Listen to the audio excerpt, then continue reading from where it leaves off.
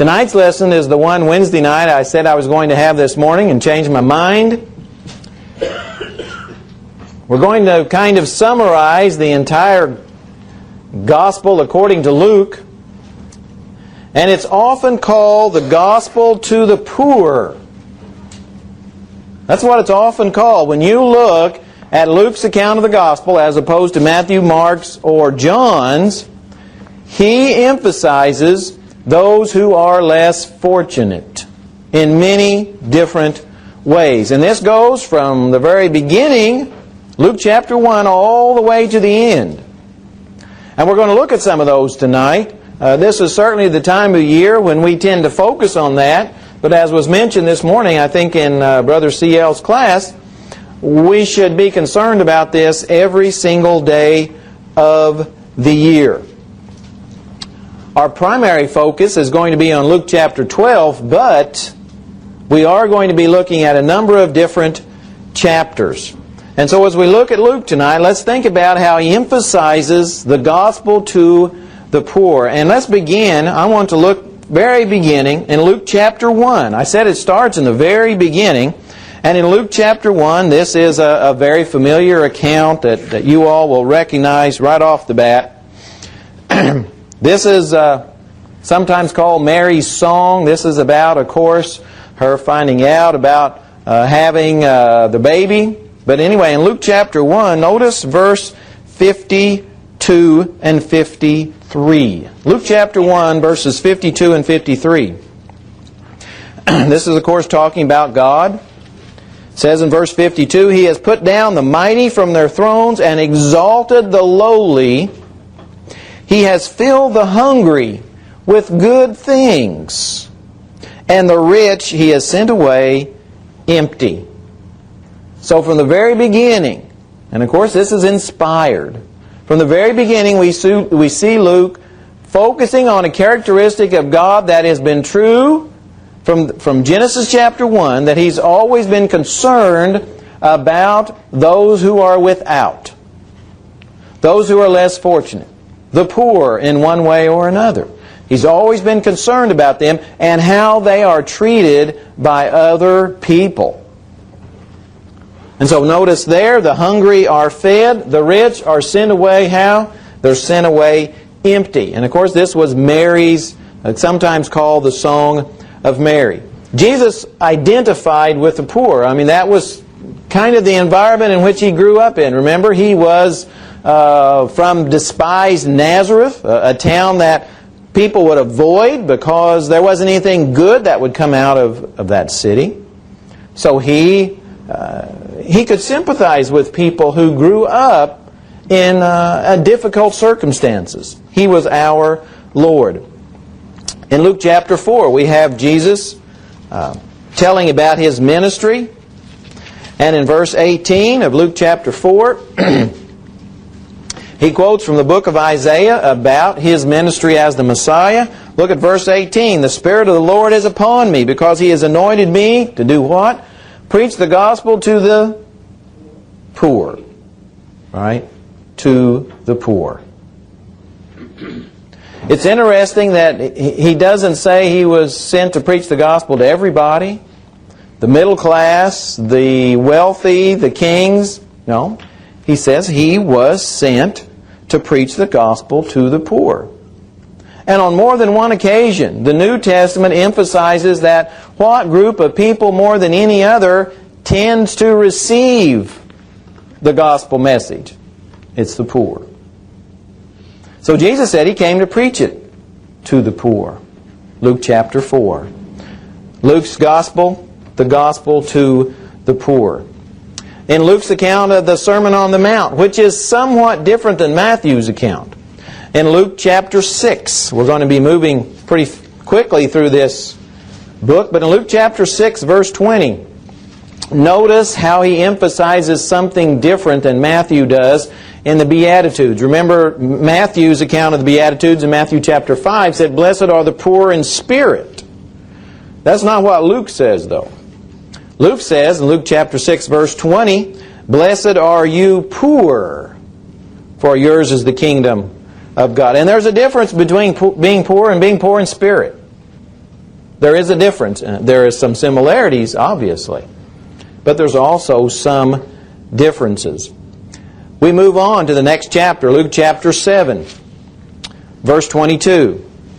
Again, Jesus is talking about His ministry, and He tells His disciples, or the disciples of John, He says, you go tell John the Baptist this. Verse 22, go and tell John the things that you have seen and heard, that the blind see, the lame walk, the lepers are cleansed, the deaf hear, the dead are raised.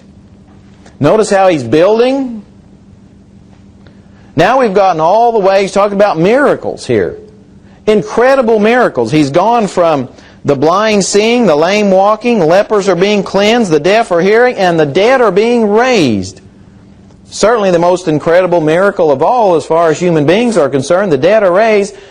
But He's not finished, because He says the greatest of these is what? The poor have the gospel preached to them. See how He built that up? I was reading this afternoon a comment that Brother J.W. McCarvey wrote about 100 years ago, and I want to read that. This is all I'm going to read from this book, so you can breathe a little easier. This is what he said in commenting on this particular verse. I should have brought my glasses up here to read that. He says, Jesus sums up His work in the form of a climax, wherein preaching the gospel to the poor stands superior even to the raising of the dead. Attention to the poor has always been a distinctive feature of Christianity. To care for the poor is above miracles. It's above miracles. So if we were to see what was more important in the first century, what was it? Turn the water into wine, or to care for the poor? To care for the poor. To walk on water, or to care for the poor? To care for the poor. That's pretty amazing stuff, isn't it? He goes on and makes a few other points here. Wonders and miracles might be counterfeited, but a sympathy with the suffering and helpless, so tender, so laborious, so long continued, was not likely to be simulated. Such humanity was unworldly and divine. Great words. I wish I could write like that. That's why he was considered by the London Times at the turn of the century to be the ripest Bible scholar in the world. And I certainly would agree with that. Great words. We talked a few weeks ago about the parable of the Great Supper in Luke chapter 14. You know, the invitations had been sent out, and they all came back saying, thanks but no thanks. I don't think we'll come. So what did the master of that supper say? Go invite the poor, the crippled, the blind, and the lame. Luke's the only one that records in Luke chapter 16 the parable of the rich man and Lazarus. And how the rich man during his life, as the King James says, fared sumptuously, had everything in this life. And old Lazarus, about all he could get was the crumbs from the table, wasn't it? But the tables were turned after they both died. After they died, the rich man was in torment. Whereas Lazarus, who was poor during his life, very much so, was in Abraham's bosom, a depiction of great security, having everything he needed. The tables had been turned. Luke's the only one that records that. In Luke chapter 18, Jesus tells the rich young ruler what? Go and sell everything you have. Now that wasn't what Jesus told everybody to do, but Jesus knew, because he could read the mind of that young ruler, that it was those riches that was keeping him from following God. And so he says, this is what you have to do. You need to sell everything you have and give it to the poor. A little bit more about that later. Luke's the only one that talks about Zacchaeus. And we know about Zacchaeus. We've been singing about Zacchaeus since we were old enough to sing. And about what he did. What did Zacchaeus do? He gave half of his wealth to the poor, didn't he? And he was commended for it. He was wealthy. He could give half of his wealth to the poor. Not everybody can do that. Zacchaeus could, and God was glad that he did. So, there we've gone from Luke chapter 1 all the way to Luke chapter 19, which is almost the entire book. The rest of the book, through Luke chapter 24, basically talks about the last week or two of Jesus' life, and then about Him dying on the cross, being resurrected, giving the Great Commission. So, most of the book emphasizes that the gospel is to the poor. Jesus had very serious concerns for those people. But who exactly were they in Jesus' day? When the Bible talks about the poor, who were they? Were they only those who didn't have material necessities? Was that the only people He was talking about?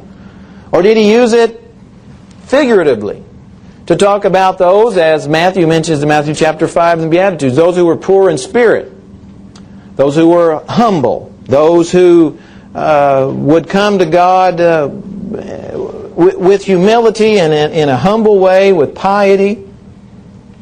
Were those the only ones He was talking about? Or was it a greater group of people who would include all of those who were disadvantaged in some way? Whether it was physically or by health or economically, by wealth, by possessions, who all did it include? And I think the best way, since Jesus was born, we might say, raised and died a Jew, to go look at what the law of Moses said about the poor. When we look, even going back all the way to the days of King Saul, the first king of the United Kingdom, there was a problem in the United Kingdom, wasn't there? And there was a problem between those who had and those who had not. And God was very concerned about that problem, because the wealthy were oppressing the poor.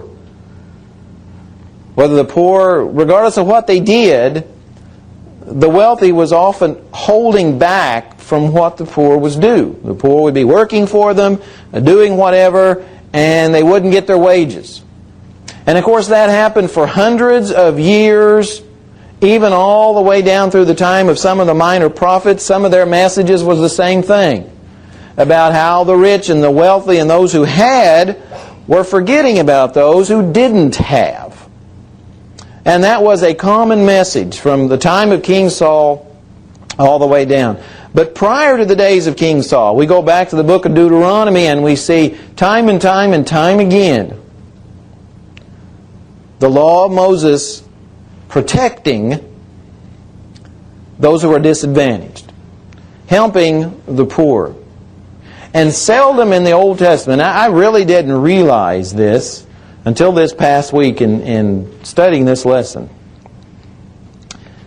It would be difficult to find a time in the Old Testament where those who were poor were blamed for being poor. I challenge you to go back to the Old Testament and find some instances of that. It's hardly ever there. The New Testament comes along, and there is a couple of times where the poor are blamed for their situation. Because either they stopped working, they were lazy. You know, some of those in the first century, especially in Thessalonica, remember they thought that Jesus was going to come again real soon, and what did they do? They stopped working. And so Paul writes to the church, says, don't stop working. You keep working regardless if he comes tomorrow, if he comes 10,000 years. You keep working. And so in that case, they were becoming poor because they weren't working. But most of the time, the vast majority of the time, and this surprised me, the poor are not blamed for their situation. But rather, especially in the book of Deuteronomy, you're going to see over and over and over again in that book where the wealthy are given divine instruction to take care of those who don't have what they do. And of course that's always a relative term, isn't it? Donald Trump would think I'm one of the poorest people that ever lived. Well, compared to him, I am. Denise and I and a bunch of kids just got back from New York City and Manhattan and saw unbelievable wealth. Not too far from where we were is the Diamond District in New York. where you could go into a little old store and there could be $25 million worth of jewelry in this little old store. And these stores would be lined up. So, unbelievable wealth. Those people would consider me very poor compared to them. So it is relative. But we can always find people who are much worse off than we are. And so whoever those are, the people we should be concerned about. Those who are disadvantaged for whatever reason. Because those were the people God has always been concerned about. Notice a few of these instances back in Deuteronomy. Deuteronomy chapter 1. I think I have the wrong chapter there. It's Deuteronomy chapter 15, verse 1. There, remember Deuteronomy, deutero means two. It's the second giving of the law. From deutero meaning two or second, and nomos meaning law. It's the second giving of the law. It's the same law. It's just the second time it was given. It was given as a reminder before the children of Israel, of course, entered the promised land. And so we go back to the book of Deuteronomy. Notice chapter, what did I say, 15? Verse 1. At the end of every 7 years you shall grant a release of debts. And this is the form of the release. Every creditor who has lent anything to his neighbor shall release it. He shall not require it of his neighbor or his brother, because it is called the Lord's release. Of a foreigner you may require it, but you shall give up your claim to what is owed by your brother. Except when there may be no poor among you. See, that was God's ideal situation, that His people would take care of each other to the extent that there was what? There was no poor class in Israel.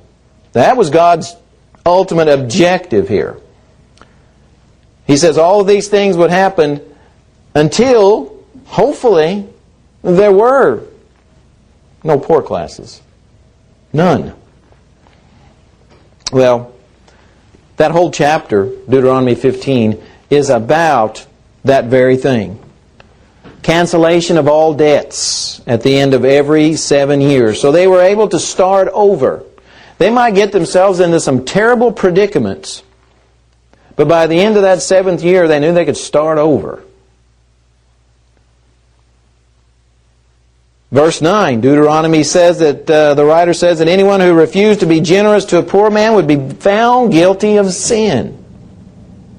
So if you were able to help a poor man and chose not to, God said that was sin. In chapter 24, verse 10, people from whom somebody had borrowed money was not allowed to go into the person's home to collect. Like the person's home was a private sanctuary. They were not allowed to go in and get anything from them. That's verse 10. Back in Deuteronomy 15, if a person's coat was used as collateral, then by nightfall, you had to give the person's coat back. So you could only have it a day, not even a full day. You had to give it back to him. So he could have the coat for a night. In case it was cold, he could have it back. If a poor man needed a loan from someone who had money, and this is all talking about people, Israelites borrowing from Israelites. Foreigners, entirely different story. But Israelites borrowing from Israelites. If a poor man wanted to borrow money, he could not be charged interest for it, to keep him from being in worse shape. And if you held back the wages of a poor man, you were considered guilty of some very serious sin. So the people in the first century, the Jewish people, knew all about that background, all about the law of Moses and how God protected the people. He's always been concerned about those who are disadvantaged being oppressed and being looked down upon and being taken advantage of. He's always been concerned about that. And often, God was their only hope.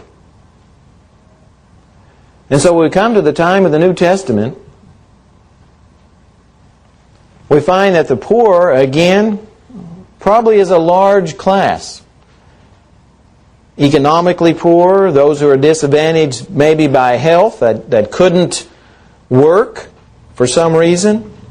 Those who are spiritually poor, in the sense that they were poor in spirit. So what should our response be then?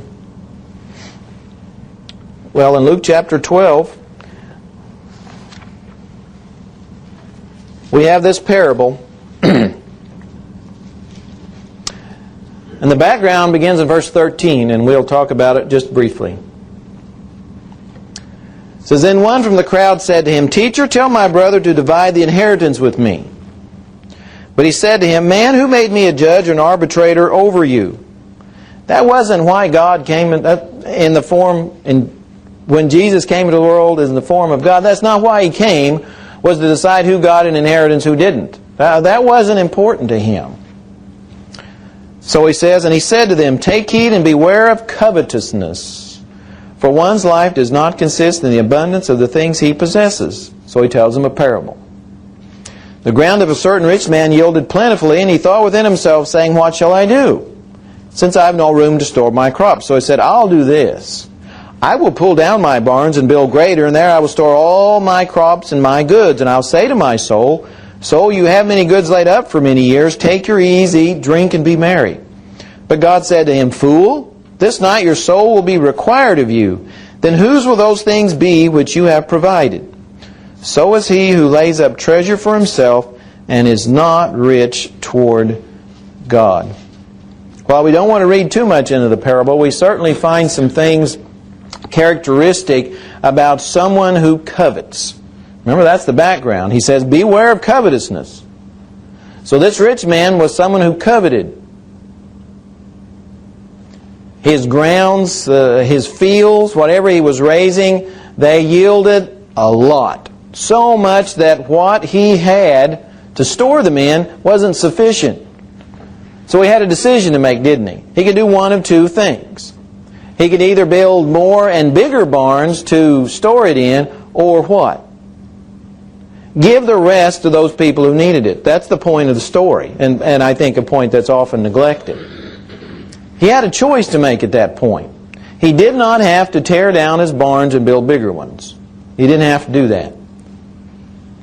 The thing he should have done was use all of that excess, all the more that he was blessed with, to give to those people who needed it. But he chose not to do that. Why? Because he coveted. Again, that's the background of the parable. And we can't forget the background. Beware of covetousness. And that's what this rich man did. He coveted. So he said, I'm not going to worry about anybody but myself. See, I've got all my crops and my goods and my barns. And he's going to say to my soul, Take ease, eat, drink, and be merry. And he says, I've got stuff laid up for many years. Now notice how he was thinking way into the future. He's left God totally out of the picture. And so we have God saying, Fool.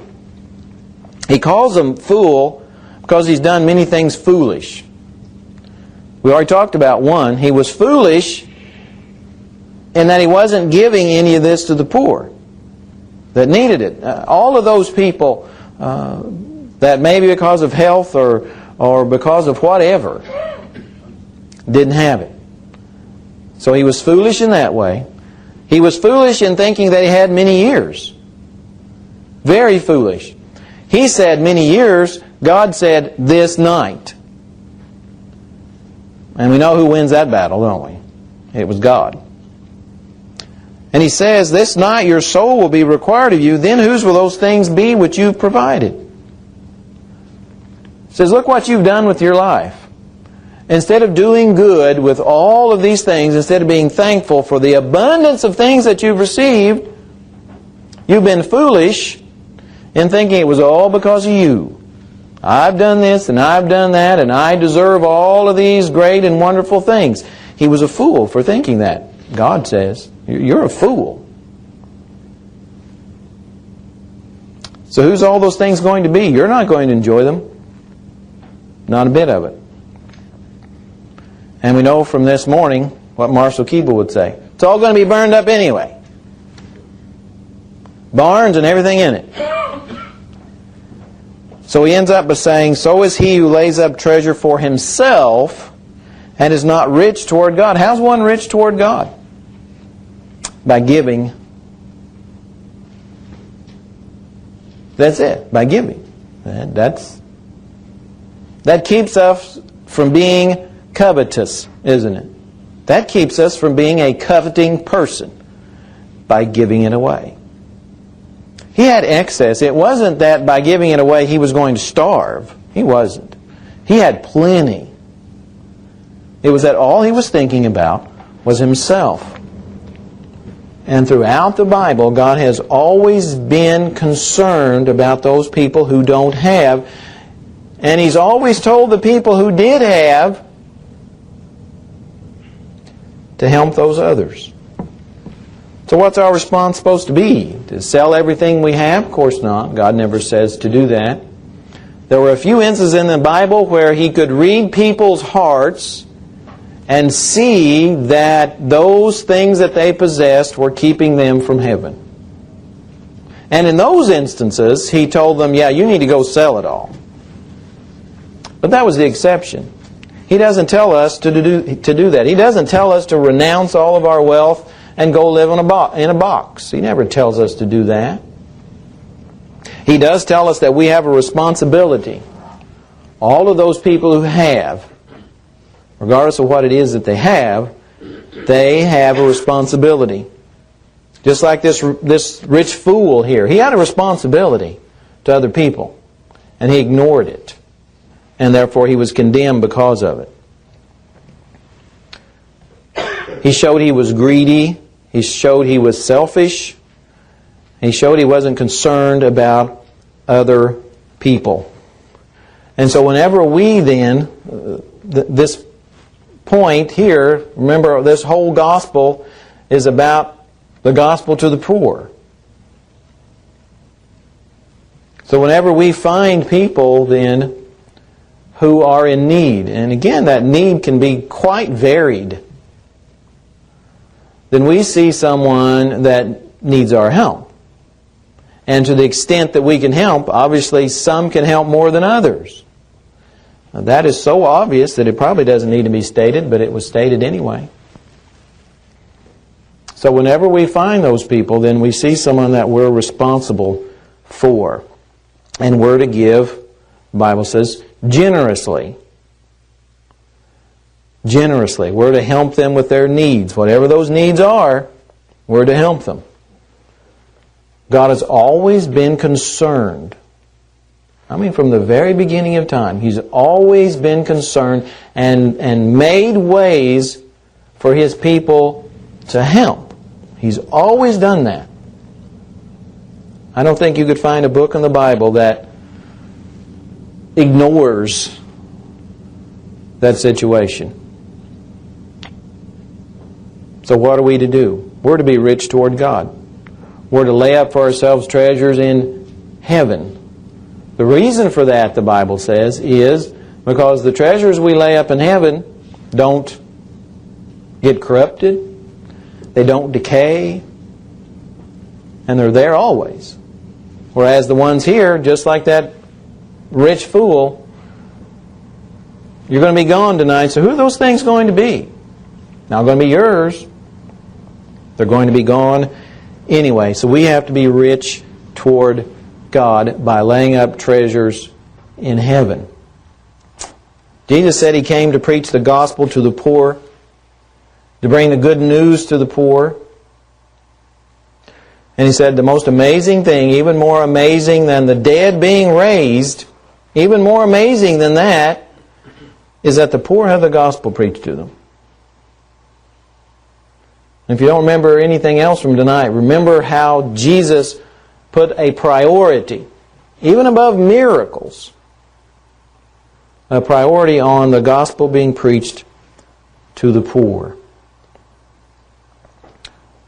We've talked about being poor as far as our wealth and our resources and so forth are.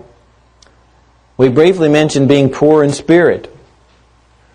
And often we see when we trace those who are physically poor, when we trace them throughout the Bible, we see often a characteristic of them that is noble and honorable. And that is that the poor economically are often poor in spirit, which is a good thing, for theirs is the kingdom of God. All of us have to be poor in spirit if we expect to enter heaven. Someone illustrated this one time, and I don't remember where this place is, but to enter this particular, I think it was some type of a building, and to enter it was an honor, but the doorway is very, very short. And therefore, to enter this wonderful building, you have to do what? You have to basically bow down. That's the idea of being poor in spirit, being humble, submitting yourself to God. All of us have to submit ourselves to God. Every single one of us. We have to submit ourselves to God in baptism. That's a submission to God. That's showing that we are poor in spirit when we become a child of God. After we become a child of God, we have to remain poor in spirit. We have to remain humble. We have to remain submissive to His will. And often that means, or sometimes it means making some confession that we haven't been faithful. And so we're left with decisions. Do I become a child of God tonight? Or if I am, have I been faithful? Do I need the prayers of the congregation? See, those are the decisions that each of us must make. And so a decision is yours. And I would urge you tonight to think about those decisions. Do I need to become a child of God? Do I need to come and ask for the prayers of the congregation? And if you need to, we would encourage you to come as we stand and sing this next song.